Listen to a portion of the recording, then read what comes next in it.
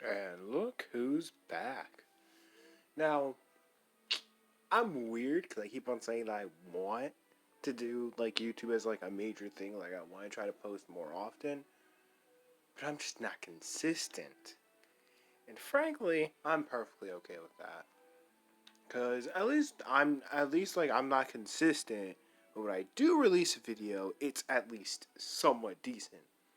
Now, I've been going for a while, mainly playing the Dokkan, and I probably should have done like a Dokkan update video on this. I should have done a Dokkan update video, but frankly, I feel like playing Duel Links for one major reason. It's the fact that if I come over here, as you can see, the KC Cup is currently active, and I've been stomping people in the KC Cup, but I have not been playing ranked, like at all. Like the new ranked season started, and I have not played a single game of ranked. So I was like, you know what? Why not? I'm just gonna like try. I'm just gonna like record a bunch of videos where I'm just like grinding through the ranks, and while I'm grinding through them, I'm gonna go on rants about certain shows that I've been watching and other crap like that. And where better to start than Naruto? Now, I wouldn't say that I'm a big fan of Naruto. Like I enjoy the show. I can enjoy the show. It's not bad, but there are some problems with it. One of the biggest problems, in my opinion, and I'm just looking for who I want to play right now because I didn't think this over.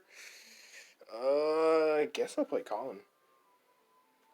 I got no problem playing Colin, especially because I got the yeah, I got his really cool ability. But yeah, no.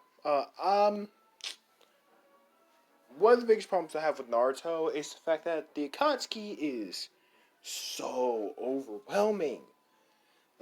No, they're so underwhelming. Like seriously, like the Akatsuki was built up as like this major force of some of the highest ranked ninjas on the planet, some of the most dangerous people on the planet, and it was so underwhelming. Like seriously, like here I could just go through the list of how each of them died. Um, Obito died because of Talk no Jutsu. Nagato killed himself. Itachi got killed because of ninja AIDS. Like ninja AIDS. The fuck? Let's see. Datara killed himself. Sasori let himself get killed. Kakuzu got one shot by the Rasen Shuriken. Let's see. No, that was Kakuzu. Kakuzu got one shot by the Rasen Shuriken. Sasori got killed by Sakura, which is even worse. It's even worse. How else? I'm really thinking here because, oh yeah, Conan got stabbed by a metal pole, and that's how she died. Oh man, Hidan got his head lobbed off, and he kind of just, he kind of just died. Fucking Zetsu, he didn't even die. Zetsu's just gone. Like seriously, like, the Akatsuki is so underwhelming. And they were built up to be like a major force that shouldn't be fucked with. And yet, each of them got taken out so easily. Like, it's depressing how easily each of them got taken out. It's really depressing. Especially because, like, my favorite anime, as some people know, my favorite anime is Seven Deadly Sins. Seven Deadly Sins has a group of people that is somewhat similar to the Akatsuki, being the Ten Commandments. They are the main faction of the series that are the big bads until the final big bad, which in the case of Naruto is later Obito, then Madara, and then Kaguya, and in Seven Deadly Sins is the Demon King, who then later takes over the body of his sons Meliodas, and then later on Zeldris, and then he ends up getting forgotten. Yeah, no, like frankly, I feel like the commandments did their job so much better. Like the commandments did like their part so much better. It's almost not even comparable. Like let's take a look at their introductions.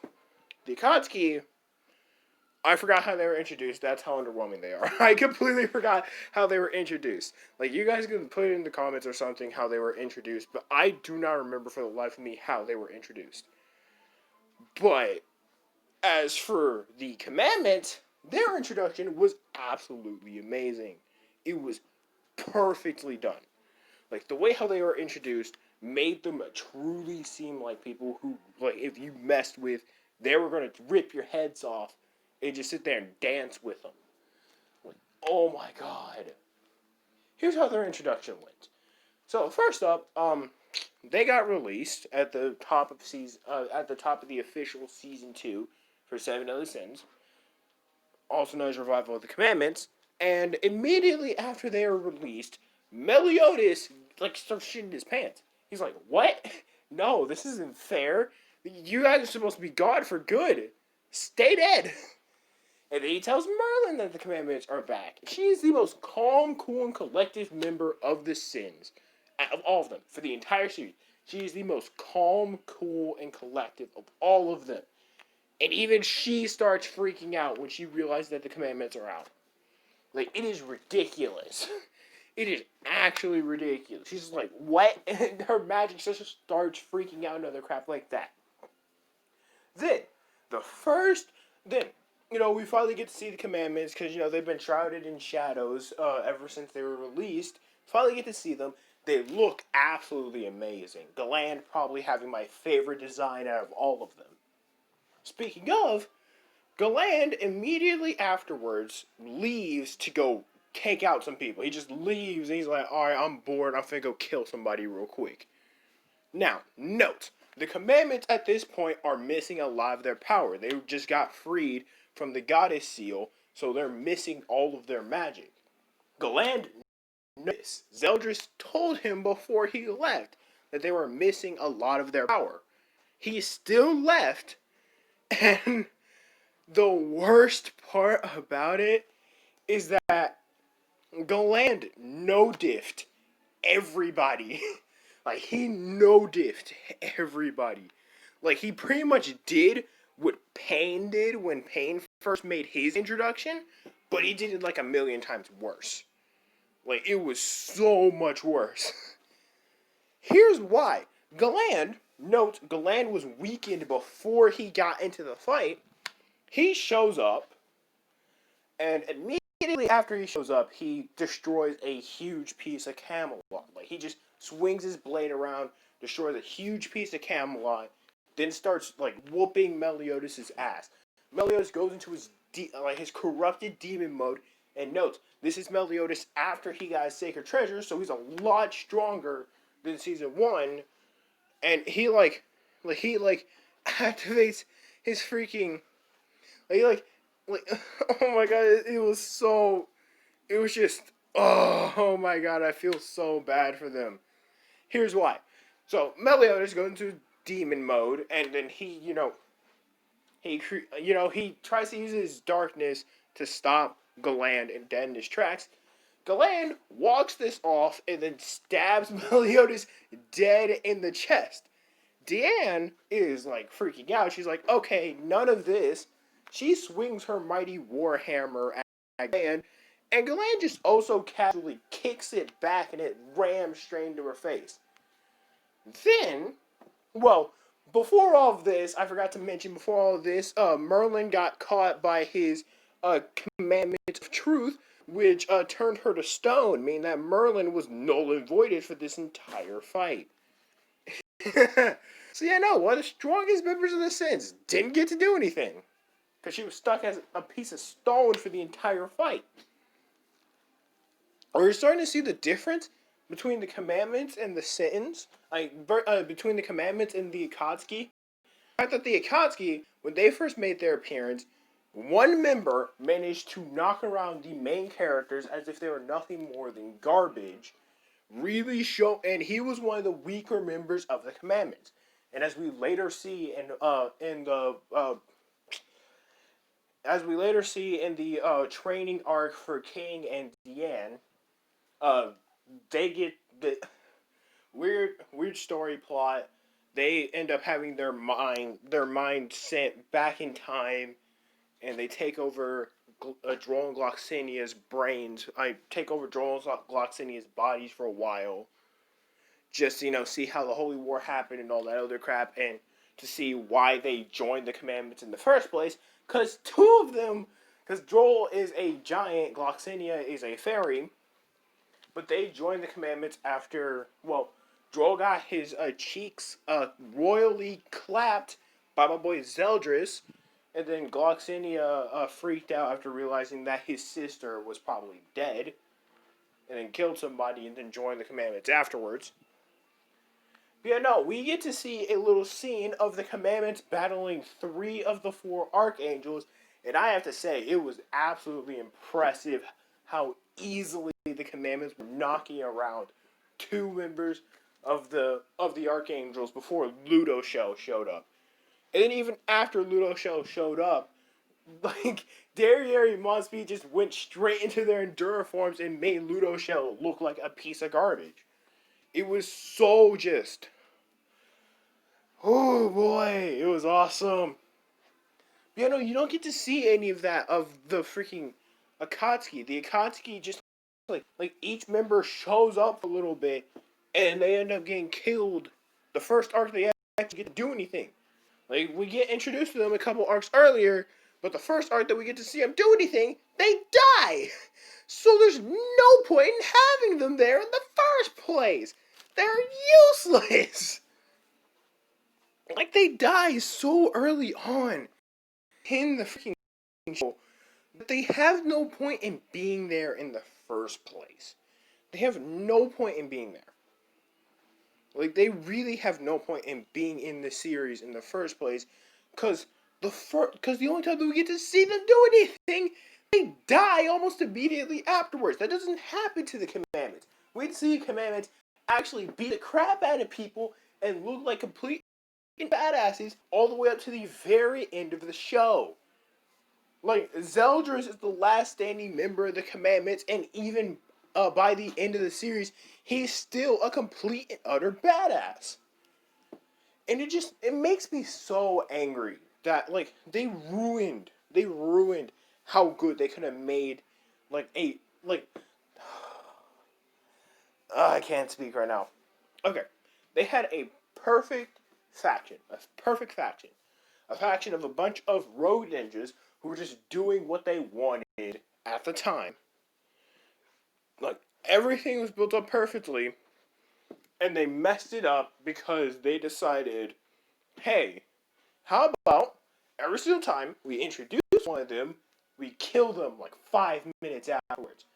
That's my problem with the Kotsky. You don't see that same problem with the Commandments. Galand lasts till like halfway through the Commandment arc. He was the first one that we actually got to see do anything, and he lasts up to like the halfway point. So Galand got to do a lot. Galand really got, and Galand had a bunch of fights during his time there. We really got to see Galand do things. Let's see.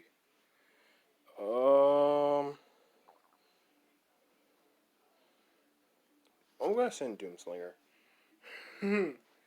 Just an of Doomslinger in the grave.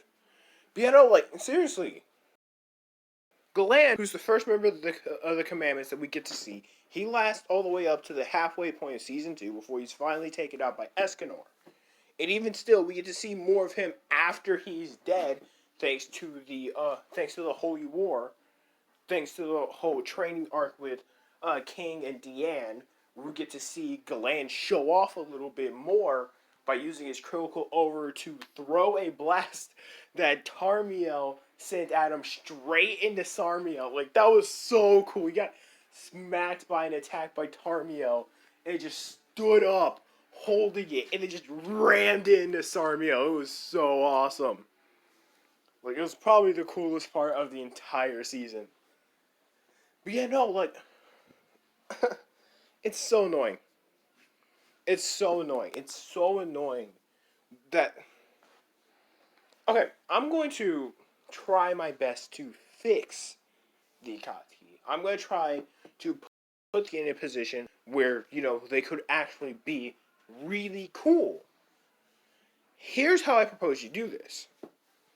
First off, don't kill all of them immediately. Like, seriously, have them be the main antagonist of Shippuden up until like halfway through the war arc. Yes, you can have some members of the Akatsuki die before the war arc officially starts, but don't kill all of them. Don't kill all of them. It's so stupid. Have as many members of I love I'm really trying. Have as many members of the Akatsuki as you can last as long as they can throughout the show, so then the Akatsuki as a whole doesn't look like a piece of useless garbage. Like, seriously.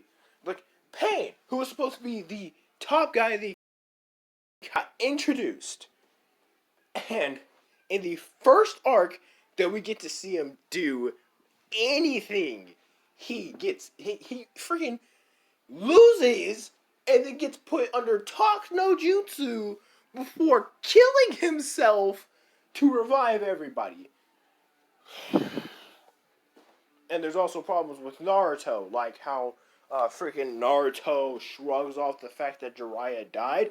I mean, like, yeah, he was depressed for like a couple days, but that's not what I'm talking about. Like, Jiraiya was like his own, like, was the only father figure that he had throughout the entirety of his life, and Jiraiya got killed. You'd expect Naruto to be furious. You would expect him to be absolutely furious, wanting to get revenge on Nagato under any and all circumstances. That's what you would expect. What happens is Naruto tells him that he's a good person, and then Nagato kills himself. Firstly, that makes Naruto seem like a heartless prick because he had the chance to try to get payback on Nagato for killing his master, and he did nothing. And that also makes Nagato look completely useless because the Nine Tails Jinchuriki, which was the person that he was trying to go after the entire time, was standing right in front of him, and then he decides to kill himself. Alright, guy. Once again, this is how I propose you fix this. This is how I propose you fix this. Firstly, make members of the Akatsuki stronger. Make a lot of the members of the Akatsuki so much stronger. The the two people of the Akatsuki who should feel this the most are Itachi and Pain. Make Itachi and Nagato so much stronger. Those two have to be like the front runners of the Akatsuki. Those two people have to be the people that everybody else looks at and says, I can't fight him. He'll murder me while he's asleep. Like, seriously, like those two were so underwhelming. Now, Edo Nagato was a complete badass. Same thing with Edo Itachi. The problem is both of them were dead at that point, and we only got to see them for a couple episodes in the anime and a couple chapters in the manga. So yeah, no, you have to make those two stronger. Here's how I propose you do that. Firstly, Itachi should just be overall stronger. Like, yeah, Itachi could still die to the ninja AIDS or whatever he has that killed him, but Itachi has to be stronger. Like like anything Sasuke does against him in his fight should not affect him even a little bit. Itachi should make Sasuke at that point look pathetic. Here's why I say you should do that.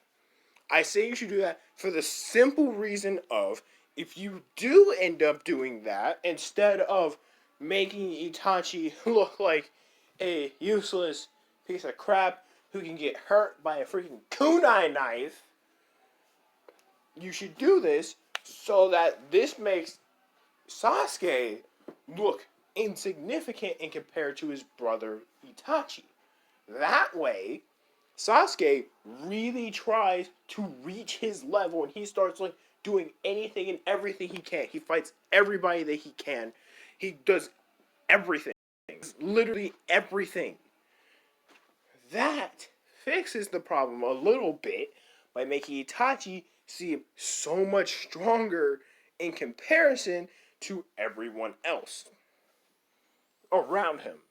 Then, with Nagato, and this is just something that they should have done from the first place, Naruto should feel the effects of freaking. Okay, firstly, Naruto should not be as forgiving as he is in the original series. In the original series, he was way too forgiving, and that annoyed me. I get it. You want to make a perfect saint main character, somebody who never does any wrong. That's the wrong. Like, it's so boring. It's really boring when you do that. It's really boring. Here's why.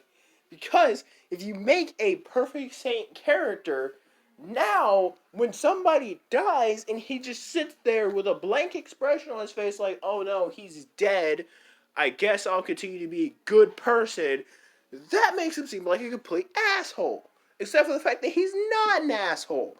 Are you starting to see my problem? So the way how I fix this is by making Naruto like less apologetic. Like make him really feel the effects of certain people dying.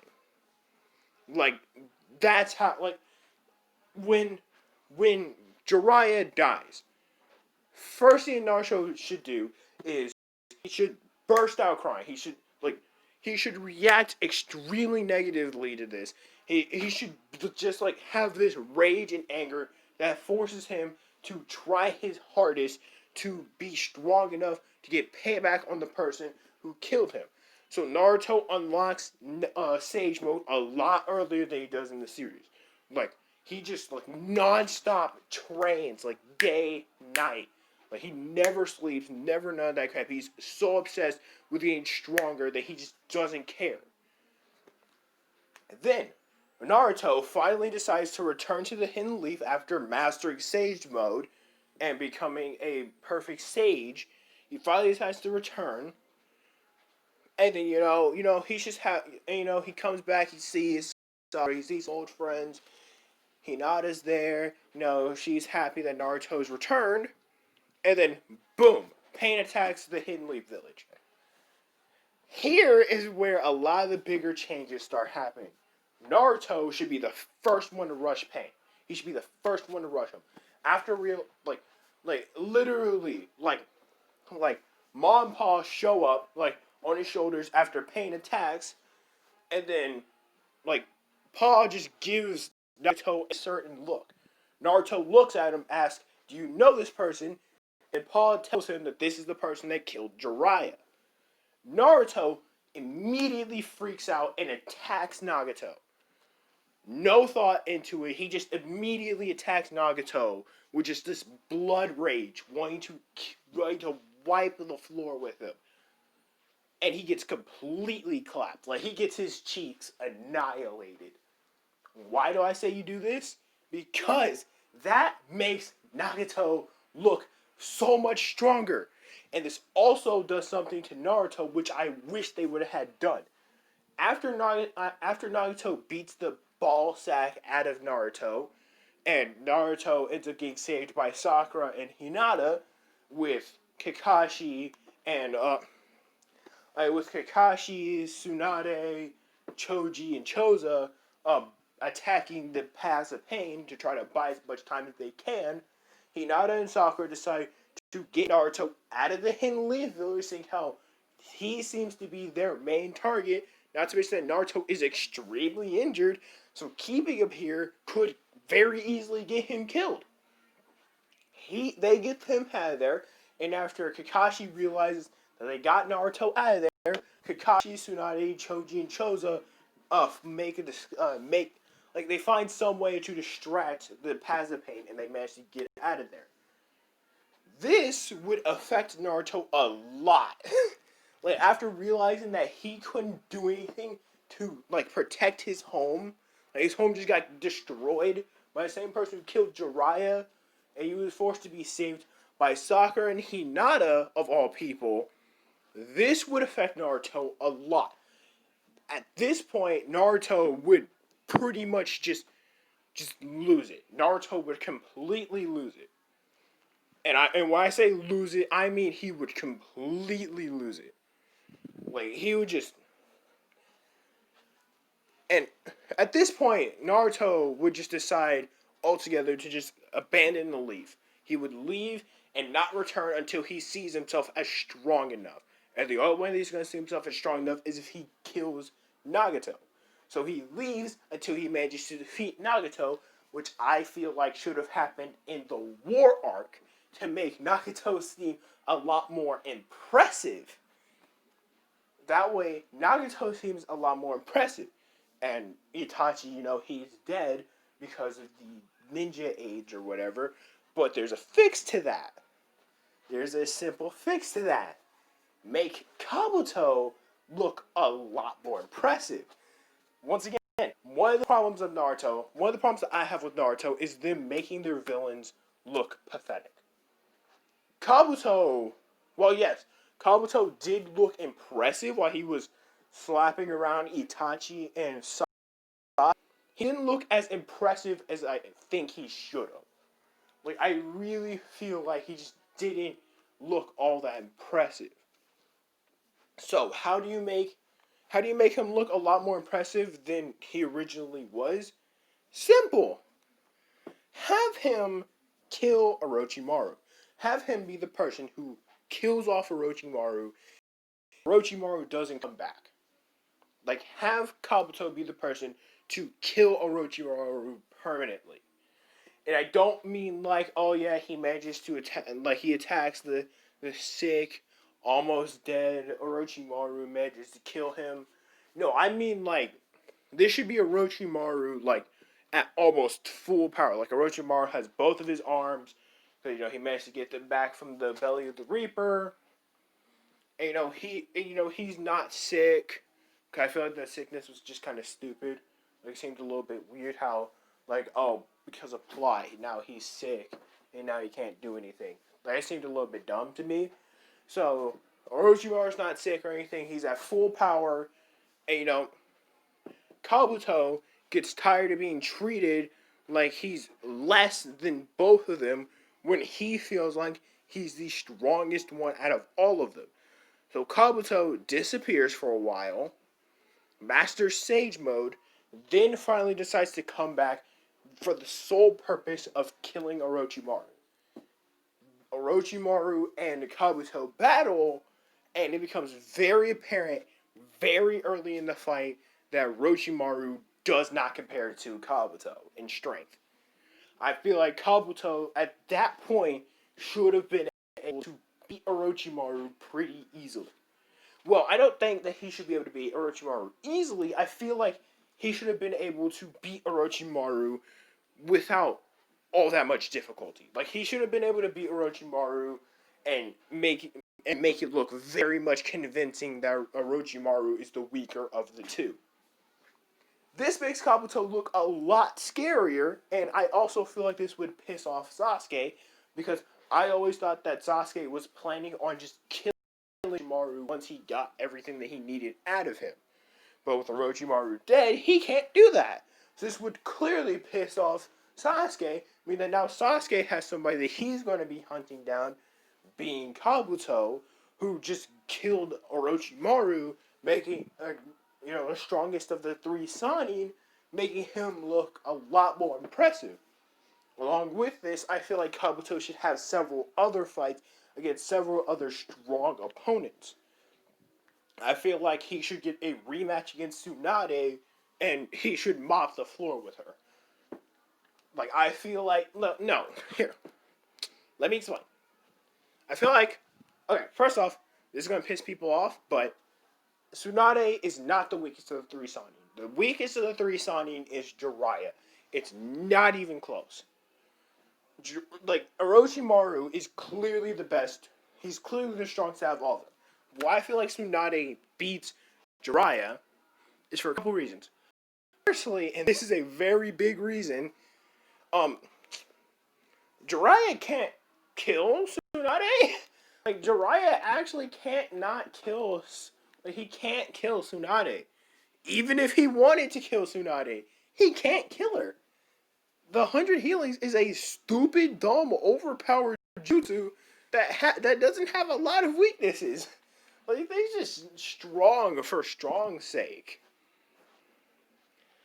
And along with that, her physical abilities are well above anything Jiraiya can reach.